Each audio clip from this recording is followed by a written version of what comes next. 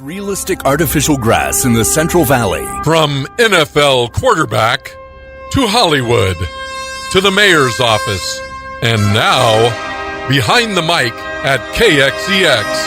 This is the Alan Autry Show. No retreat. And so, my fellow Americans, ask not what your country can do for you. Ask what you can do for your country.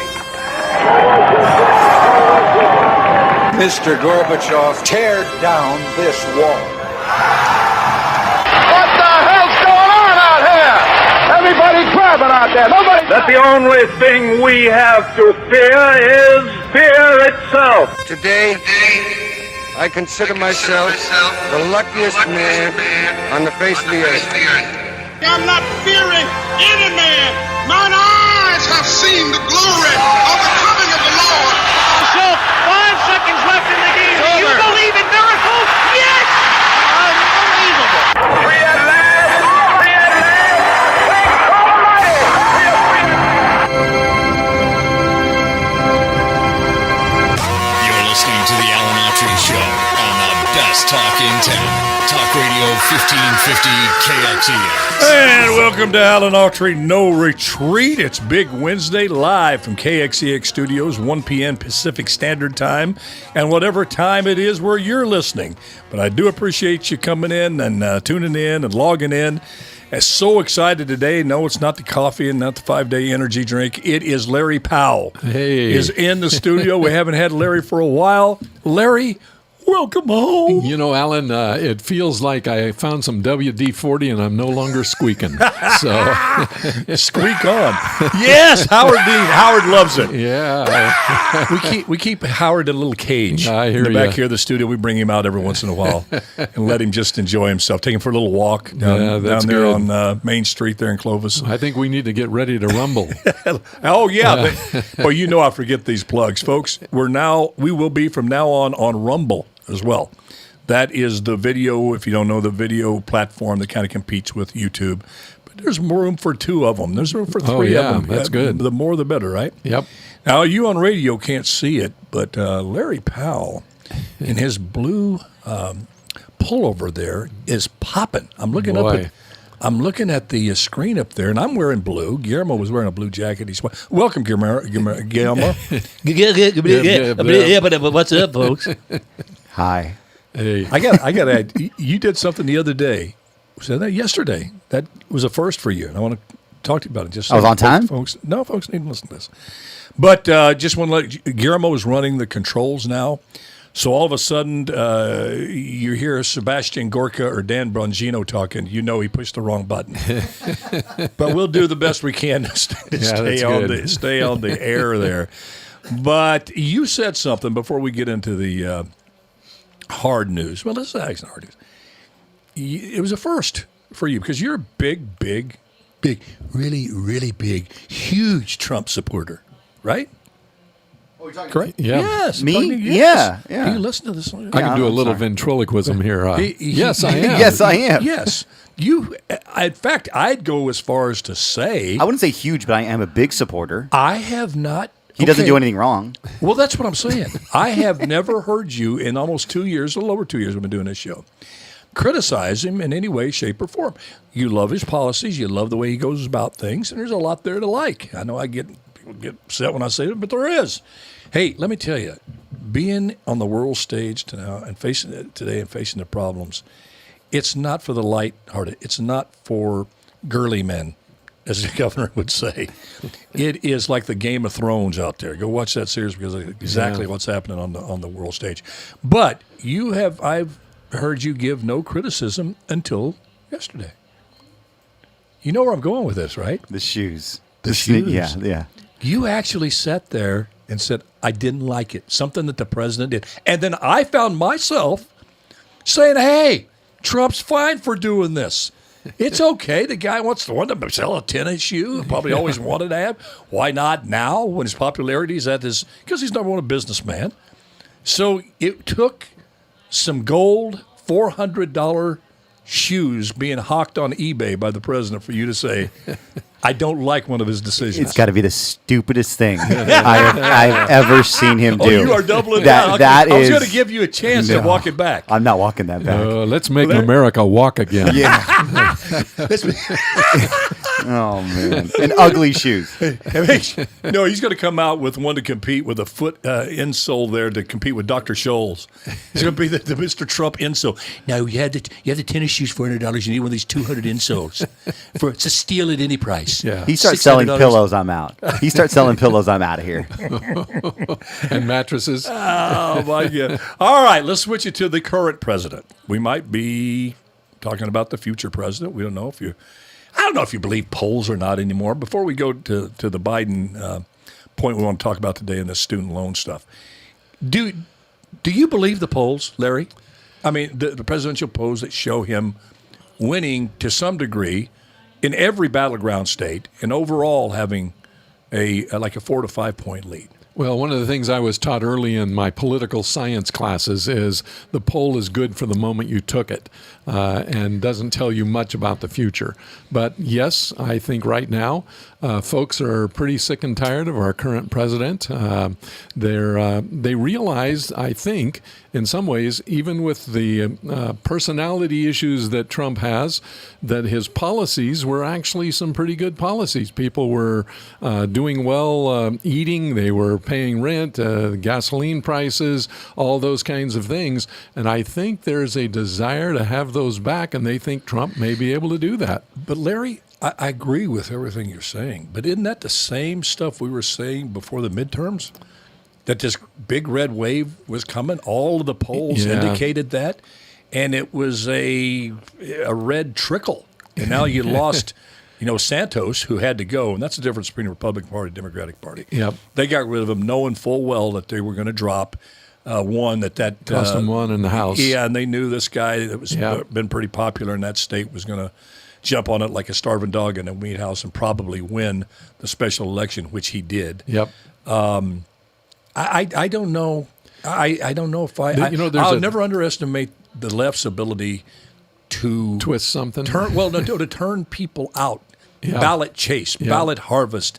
Just find some way to find more votes than the Republicans. Well, the $130 million that Biden has in his campaign coffers right now is going to help with whatever message they come up with.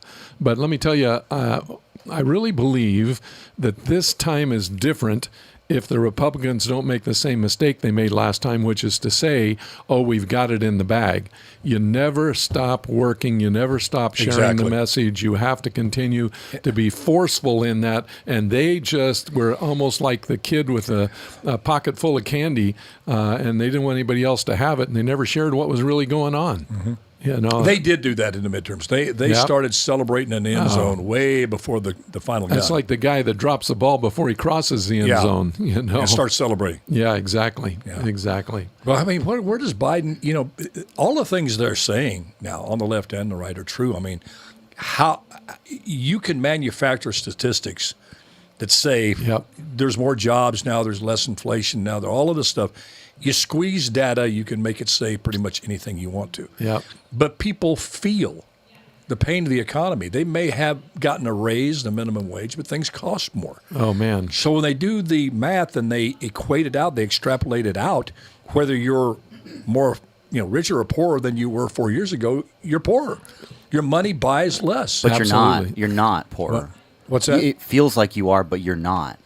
Yeah, that's what they're trying to tell you. Look it up, man. Look it up, Jack. It feels like there's more random crime. This thing in Kansas City at the end of the parade, that's just an anomaly. These illegal immigrants beating the crap out of New York cops, just an anomaly. This trans shooter coming into the Joel Osteen's church, randomly shooting people, just an anomaly. Crime is not up. I mean, people know different, and is it going to matter? I mean, I'm thinking there is a large segment of the Democratic population, especially the woke left, but even folks that you wouldn't expect it from, that hate Trump so much, and they take these Democratic policies that make them have to, walk through in a city, a blue city, take their life in their hands by getting on a subway or rapid transit, wade through several blocks of human waste, watching people shoot up and die on the streets to get to the ballot box to vote for more of what they just went through. Well, more crime, more drug use, more inflation. Yep. And I just But there's a bellwether city out there that may be showing us a turn, and that's San Francisco, believe it or not. They're going after the mayor finally, and folks are starting to say, we've got to get rid of this crime. We've got to do some things to clean up our city. We're losing all of our folks that come, all of the tourists that come to visit.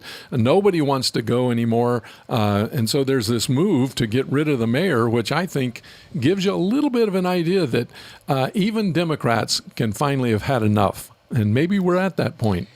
You're assuming that there's some rational Democrats, some clear-thinking Democrats left, and I'm an independent. I'm not one of those dying-the-wool Republican guys. Well, I think both of them are. Guillermo, you wanted to say something? I do. How do you win a football game? By scoring more points than the other team. But you got a game plan, right? Yeah. There's a game plan. There's a strategy. There's coaches. Mm-hmm. When we talk about the upcoming election, you talk about the Republican Party. The Republican Party is a dumpster fire right now. Ronna McDaniel's on her way out. They now want us. I think Laura Trump's going to be co-chair. At the end of the day, look at the election coming up like a football game. The Republicans have no plan. Yep. We do not have a game plan, and this is what I've been harping on for like going on a year now. The Democrat Party and the DNC, they're way too comfortable right now. They got a game plan. When you talk about, oh man, it's so bad out there, people, they got to be able to know how to vote. But the reality is we don't campaign at all. The Democrats are going to ballot harvest. Yep. We're going to try to campaign. But at the end of the day, unfortunately, nobody cares about prices of anything because once October, November come around, it's like religion, right? It's like a gang. You're a Democrat. It doesn't matter how bad it is out there. You're going to vote Democrat. It doesn't matter. I think I don't see anything changing.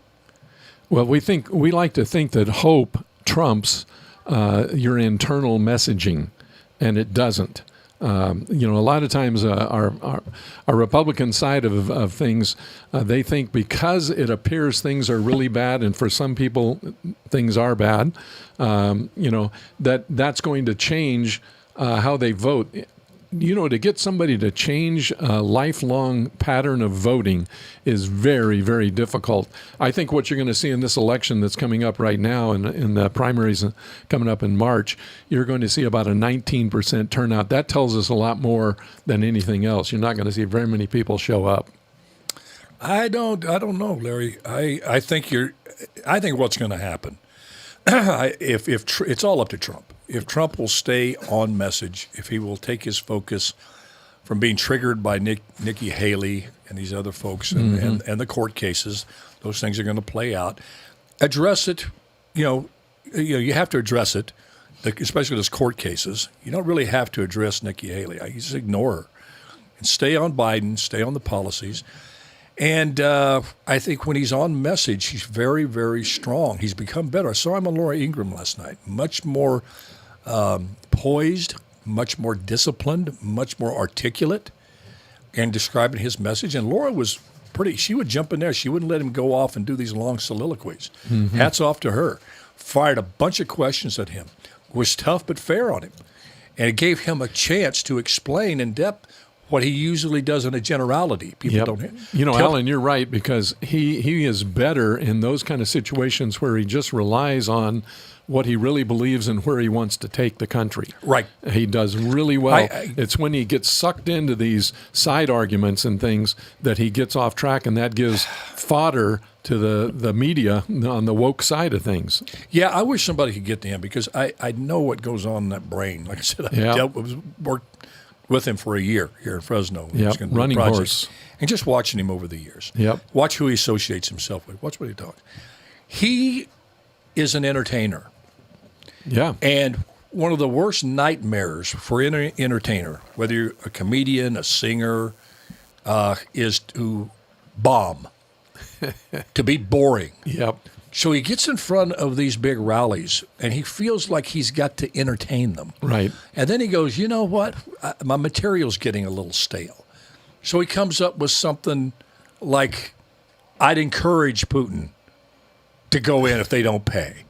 You just want to be entertaining so much. And people are saying, Mr. President, please give us policy. We like you. You're funny, but you're trying too hard. And one of the biggest turnoffs is to see a comedian trying hard to be funny with jokes that aren't funny. Yeah, Jerry Seinfeld says that's the death of a comedian. Yeah, the stuff will come if you keep your mind open and you keep yourself relaxed. But again, my hat goes off to him.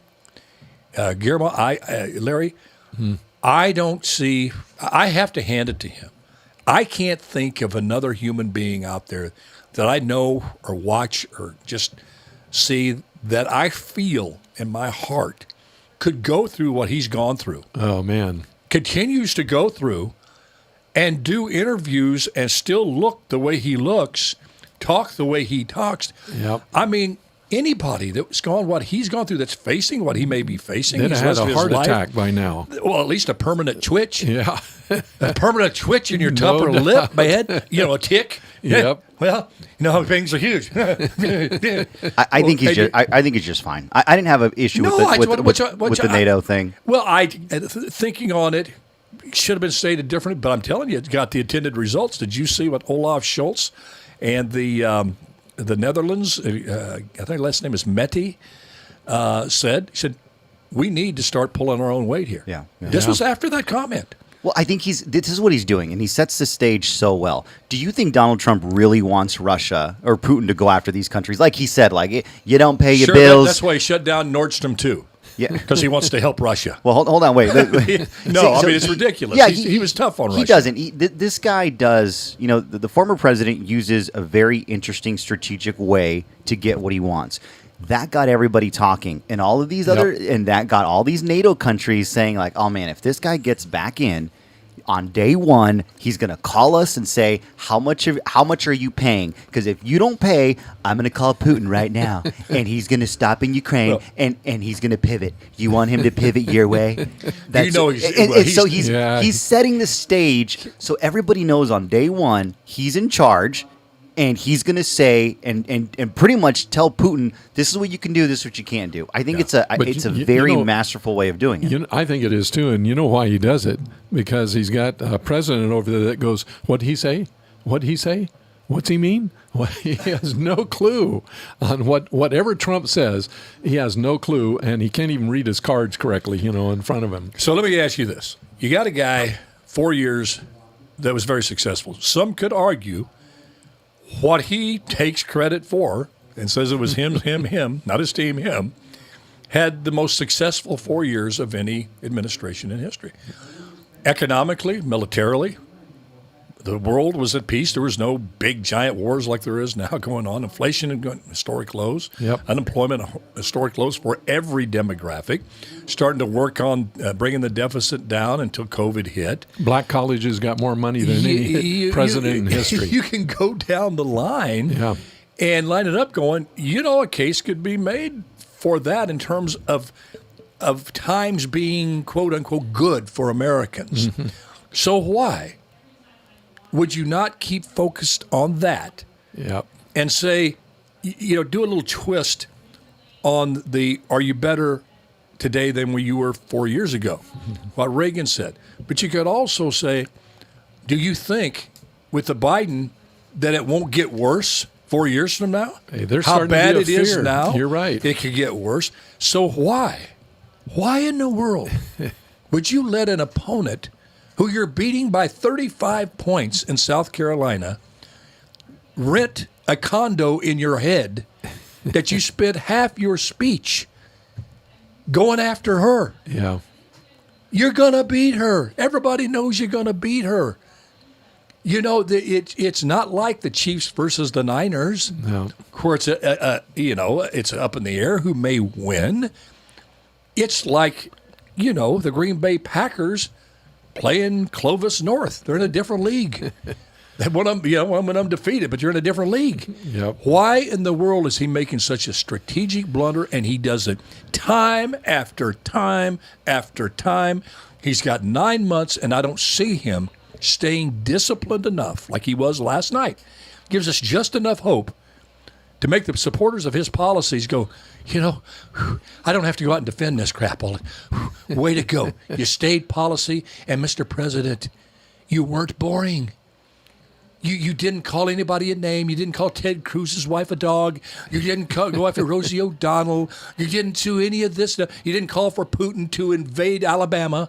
You didn't do anything like that. You didn't do. You don't have to. We don't have to go out and explain you. You did great, and it was entertaining. It was exciting. It makes me want to go out and ballot harvest for you.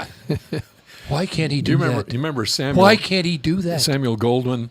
Why can't the orange man do that? He says, I want yes men around me, even if it costs them their jobs. That's kind of where we are with our good friend Trump. He doesn't have anybody around him who will really pound him on, let's pivot in a different direction and talk about the things that you do really well. He's stuck on personality, which gives fodder to the other side all the time. You know what I think it is, Larry? I agree with part of what you're saying.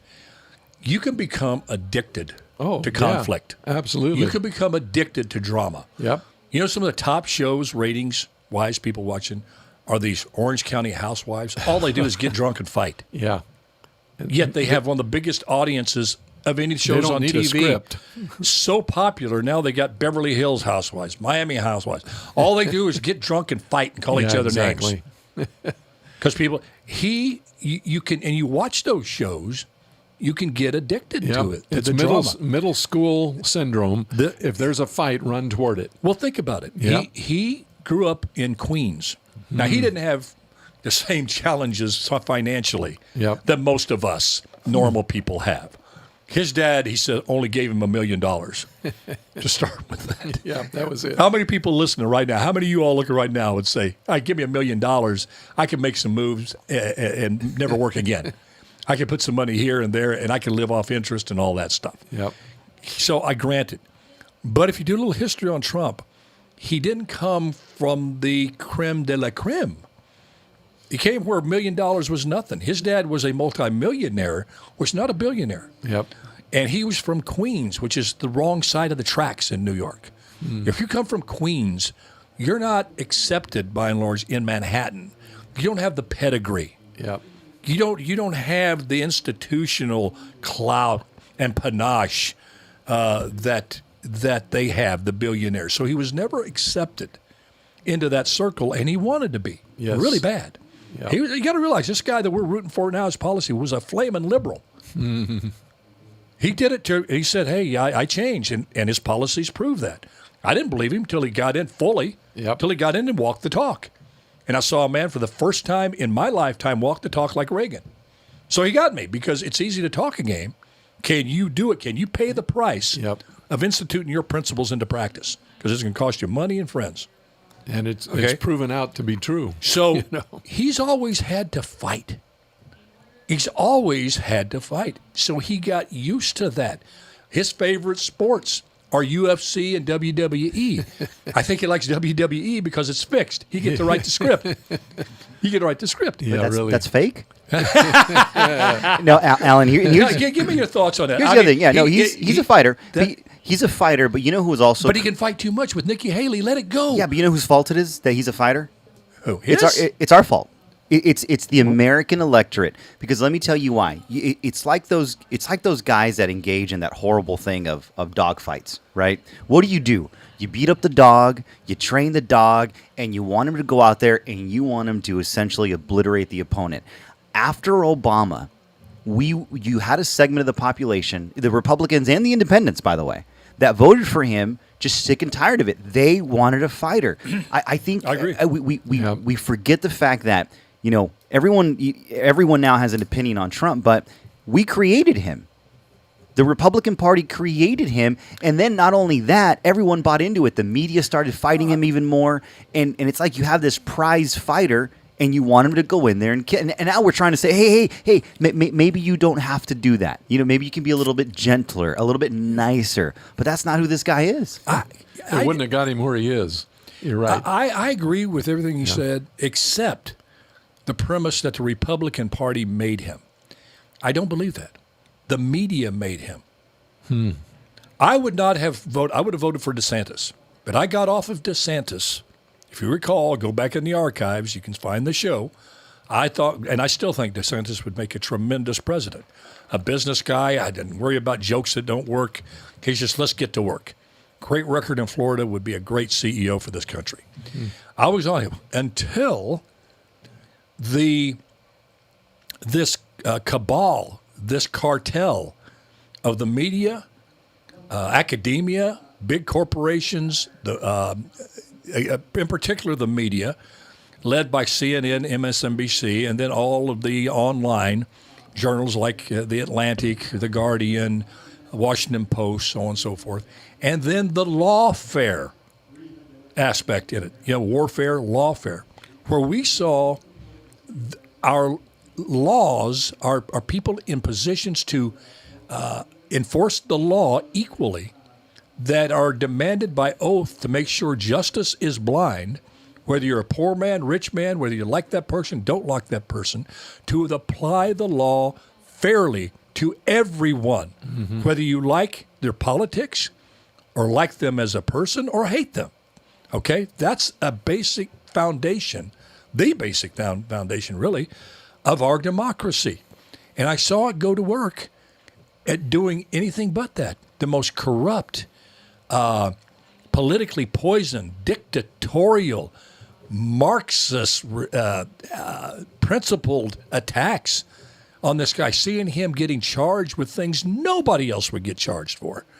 And to pay $350 million, calling it fraud when you so-called inflated land values. Everybody's done that. That's standard practice. Oh, my gosh. Yeah. It's not even a crime. They don't even know who to pay the money to. You know where the money's going? To the state of New York. Yeah. Because there's no victim in the fraud. Yeah. But this started before. And I said, look, anybody that's having this happen to them, this is bigger than anything we've ever faced. This is that internal force of evil that Russian philosopher, whose name escapes me right now, predicted back in the 60s would happen to the United States, that we would never be beaten militarily. We would be eaten up from within by corruption, the corruption that comes from a pseudo-democracy, not a real one, the one that the powers of the institutions can be used to against their own population by people in power.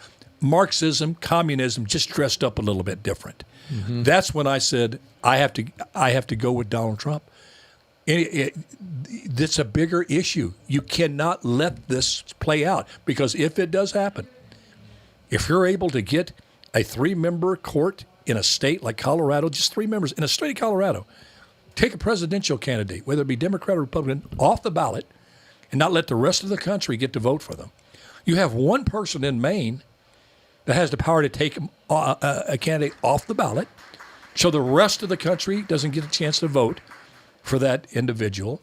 When you have rogue DAs financed by George Soros, the Night King of Game of Thrones, I mean, that's who he is. He's the Night King, going around and having people make up charges. Alvin Bragg taking misdemeanors and transforming them through gain of function to a felony to charge him. You got Fannie, take a load off Fannie Willis, bringing in her boyfriend, paying him $650,000, making him a lead prosecutor when he's never prosecuted one felony case in his life, so that they could be the ones that took down Trump and write some books and get rich on the talk circuit and be a contributor to CNN and MSNBC. That was their plan. You're sleeping with the person that you brought in to go after Donald Trump. Letitia James, you campaign on bringing Donald Trump down without seeing any evidence. You tell people, I will go get him. Elect me, and I'll go get him. That should, Larry, should send a chill very much down the so. spine of everyone, whether you're Democrat, Republican, far right, far left. I think Laura Fisher, we disagree on things, but we agree on some things. And I know hopefully she's listening, and she can be very opinionated, as you all should be.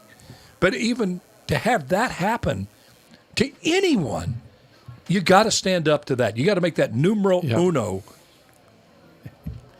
Yeah, Judge Engeron had according to the sources that just printed up some stuff, had a relationship with the plaintiff, somebody connected to the plaintiff in the case, and now he may have some real problems coming his way because Engeron made a judgment after several years back, had a relationship with the secretary to the plaintiff or something like that, one of the attorneys. I couldn't believe, when you're looking at that. Everybody seems to have this bent toward something that is wrong, but the only ones who have it played out in public are the Trump and Trump allies. You know? Everybody else gets a pass.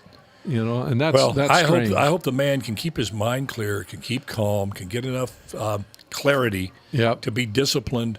Show us what a real president, a diplomat looks like. And it doesn't mean you don't stay tough. No, if you're tough, you don't have to tell people you're tough. Yeah. Others will say that about you. Yeah, exactly. That's what he has to learn. Let's go and can we take a break here, Guillermo? Yeah. People are tired of listening to me right now, so we got to get a little break and sell some fake lawn or something. Yeah, that's good stuff. It is. Yeah, Ceylon? I've had great. it. Valley Fitness? Oh, yeah. Pretty good. All right, this is Alan Autry with Larry Powell, Guillermo Moreno. We'll be right back.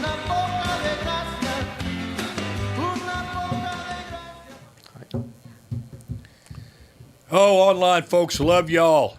I'm going to start bringing a laptop, put it there so I can see your emails, and Guillermo is too. And well, I can see them. You can see them? Yeah, they got said, any questions or comments? Or? Yeah, they said if Putin invades Alabama, that won't go very well for him. Probably lose. He'd probably lose real quick. Yeah, there's a couple of movies that tell us that. Lane wants to know if you could take on anyone. Come on, you Ruskies. Anyone from the WWE, who would it be? Who'd you take on? Who, me? Yeah. Take on me? Yeah, who'd you take on? Me? Do they still have midget wrestling? Yeah, I'm hoping. I'd back down from that. Those were some tough little suckers when they had it. But it's too politically incorrect now. Do you know how many jobs it cost to have? That used to be fun having the midget wrestlers. They were rough and tough. And yeah, they were. And they were fun. Yeah. It was entertainment. And you think they're doing the little people a good deed by getting rid of. No, it's demeaning to them. Well, did you ask the midget, the ones that were in there, the wrestlers? Making $1 million? Yes. Boy, can we go off on a tangent. Yeah, we can. Going from Trump to midget wrestlers. You can't say midget anymore. It's no, little people. That's offensive. Little people. Huh? That's allegedly offensive. Have they asked the midgets? I mean, where do these cultural changes that you suddenly can't say a word? I mean, redneck. Yeah. People in the South, I was talking to people when I was down there, go, oh, don't say redneck. I said, why? Did you see you can't I'm use a redneck. You define redneck different. I have a lot of honor that goes with a redneck. Yep. Don't make rednecks synonymous with racist. racist. You can't use 49ers anymore? Man, exactly. I know too many rednecks married to black women. And redneck women married to black guys. They're racist because they're called rednecks? Yeah, exactly. It's crazy. Boy, I'm going Bongino. What's wrong with me today, man? Well, not much is wrong with you, Alan. I mean, 56 seconds. who adjudicates this, Larry?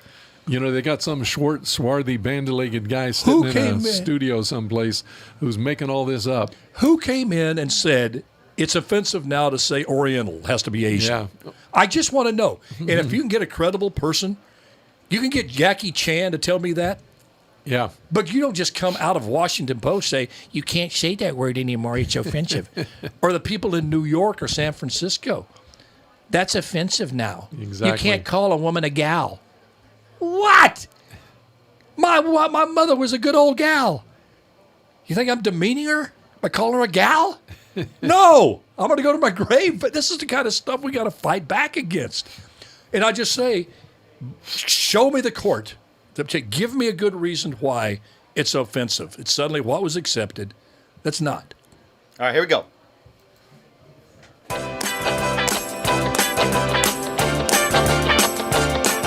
You're listening to the Alan Autry Show on the best talk in town. Talk Radio 1550 KXEX. Bring it on, Tom. One of the great voices, Larry, of all time. Would you agree? With anyone? When I see you hanging about with anyone, it's what now? It's not unusual. See you do what? See me cry. What do you want to do? I want to die. All right, welcome back. Don't you die on me. Yep. It's not unusual. You got to go to my funeral. I'm not going to yours. You're going to mine. All right, let's switch gears from Putin invading Alabama to Biden. You know, some of these students out there, former students, that have student loans. 153,000 of y'all gals and guys out there are going to get an email from the president or the Department of Education. I'm sure the president's name will be on there somewhere because it's election year. You're going to get an email saying that your loan is forgiven. Yes. Oh, my mic was on. So, let's go around the room. Is that made retroactive? Thumbs up, That's thumbs the thing I want to know down. about. Is that a good idea? Does it fuel inflation more? Larry, you're the educator. For those of you who don't know, Larry has spent, I think it's safe to say, your entire life in 43 years as as an adult. You're working. He's only 53. Come on, Alan. That's the majority. No, in education. Yep, I mean, on the ground, in the Silver Towers, the whole gamut from, you know education. So what's your thoughts on this before we go to Guillermo? Absolutely opposed to it, and I'll tell you why. All of those absolutely fantastic people who took the loan and paid it back now have their noses rubbed in being a good citizen. And I just can't stand that. Anytime you do something like that, unless you make it retroactive and do maybe a 50% or something so that everybody benefits, I don't like that. It just drives me crazy because it teaches you not to be responsible for a loan that you took out. I paid mine. My daughter paid hers. Everybody I know has paid theirs back.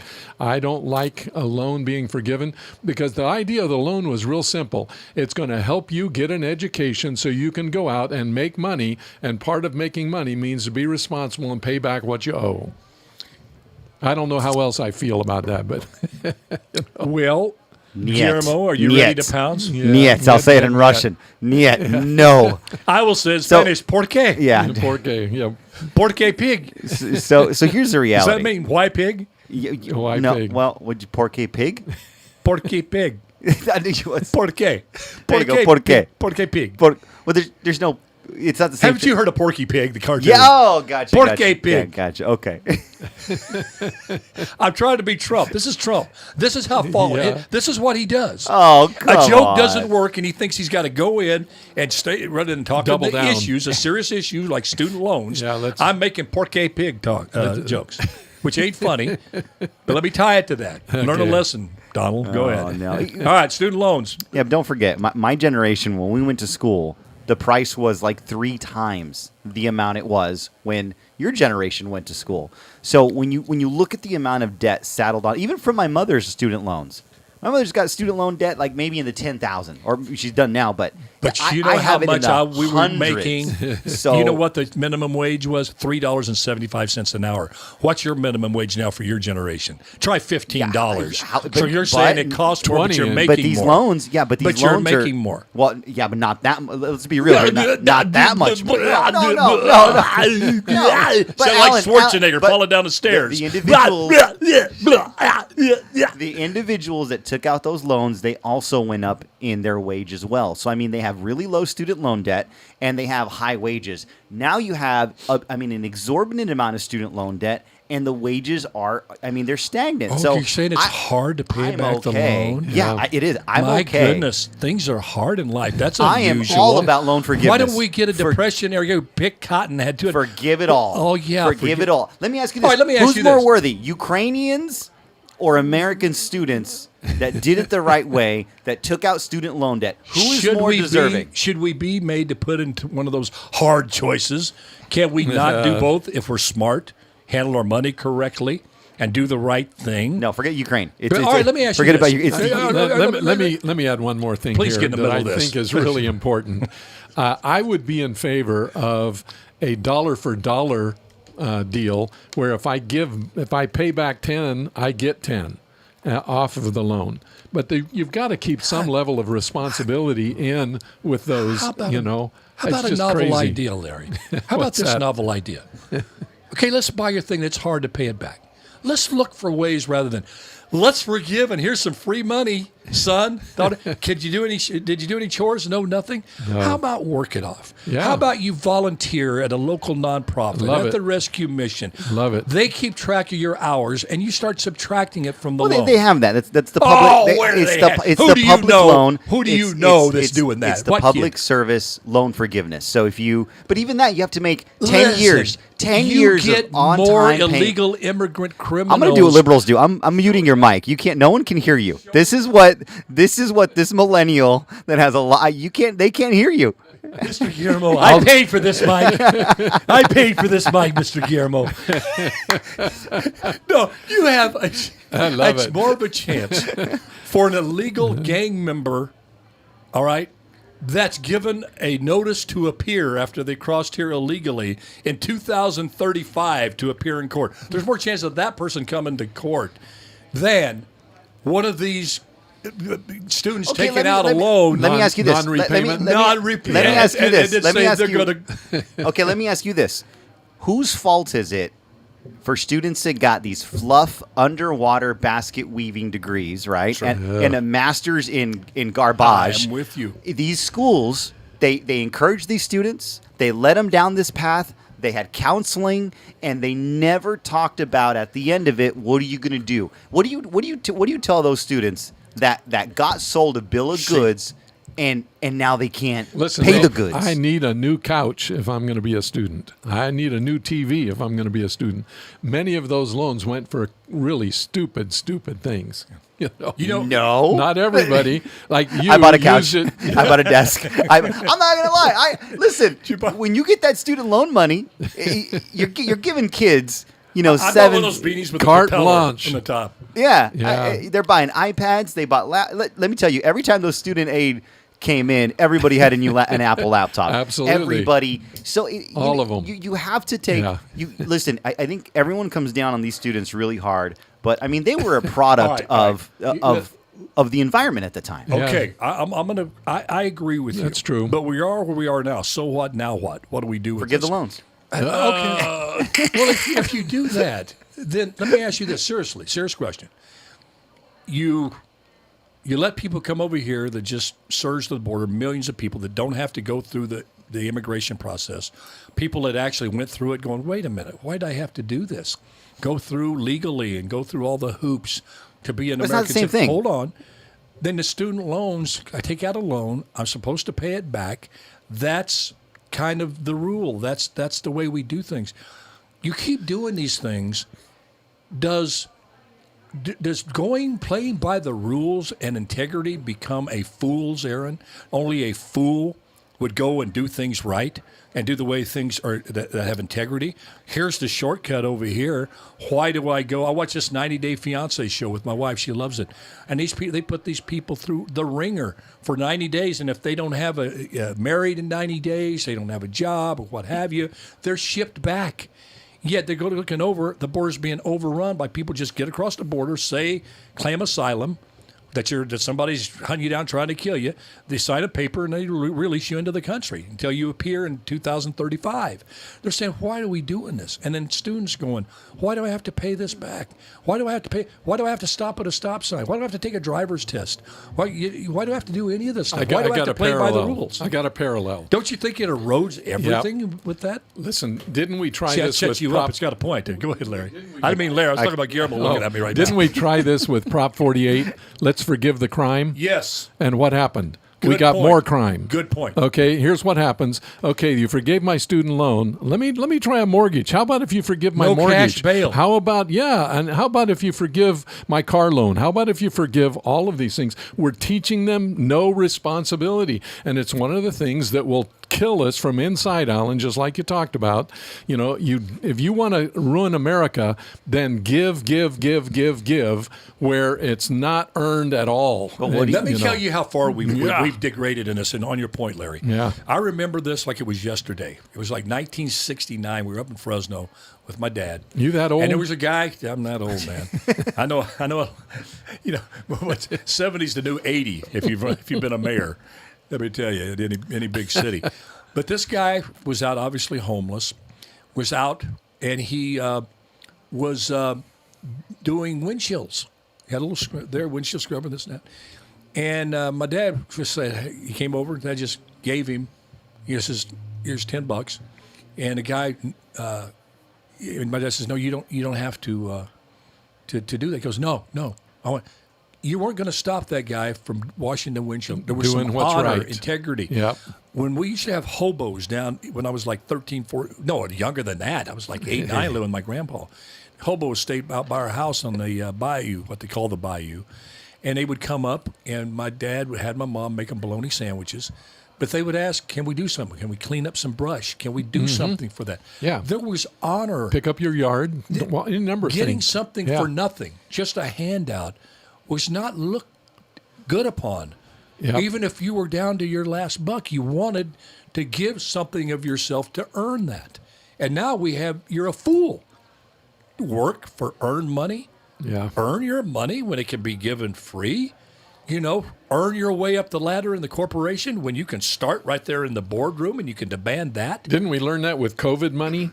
Oh, my You were gosh. making $14 an hour. You got paid $20 not to work. I don't think these parallels are very Because you were different. very accurate. No, because you know what? You're getting that loan. No, but here's what I'm saying. This is really from my heart. I really believe this. I think a lot of those people who got those loans that are going to get them forgiven are like you. They took the loan.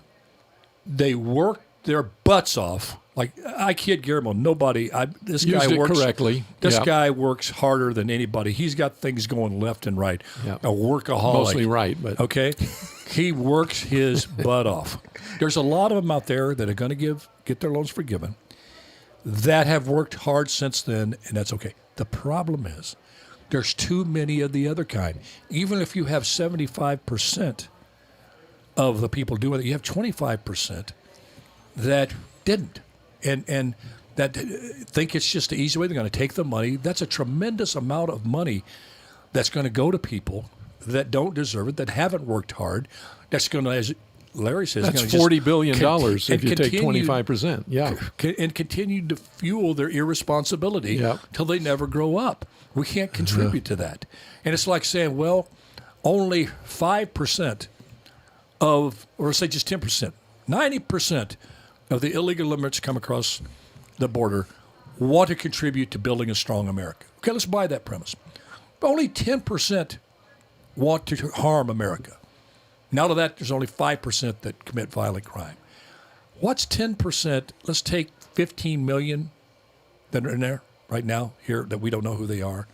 That's 1.5 million people that are here for nefarious bad reasons.